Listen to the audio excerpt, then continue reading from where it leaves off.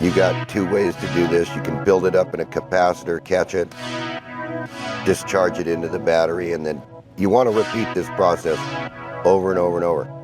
But what you really want to do is you want to go as fast as you can without a capacitor, for the simple fact is you want to put a lot of this radiant energy to the source. So I don't know if it's over Unity or not, but I do know it's highly efficient because the flyback is being received to the other battery, back and forth.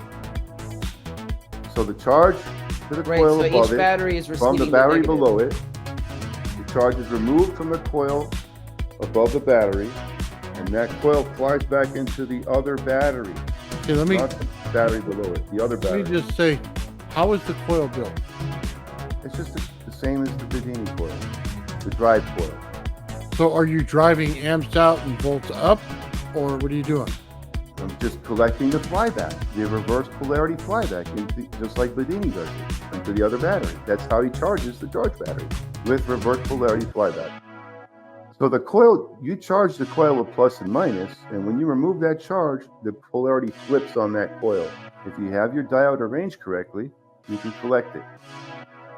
So in order to collect it from the negative on the, in order to collect it from the negative energy on the positive, which is really unconventional, it's important to look is at it have to happen fast? It does happen fast. As soon as you remove the charge from the coil and the coil collapses, it reverses polarity as soon as it collapses. Okay. He's saying that's when the spike comes like in after the collapse. We're missing something like big here, guys. We're missing something big. And I don't think either one of you are hearing me when I'm saying it. In order for this to work, there has to be a spike somewhere in the energy. Now, spike is standard flyback. The standard flyback takes a magnetic field, wraps it around the core. That will create a pulse in that core. That core now goes into the wiring around it and creates energy inside the secondary winding, okay? Or the winding around the core. That then is the energy difference. It will go high volt, low amp. That's why when I ask you how the coils are built, it steps up the voltage. That's not what why this it is. removes the amp. This is not a transformer. This is just a coil. It's just one coil. You energize the coil. Then it won't work.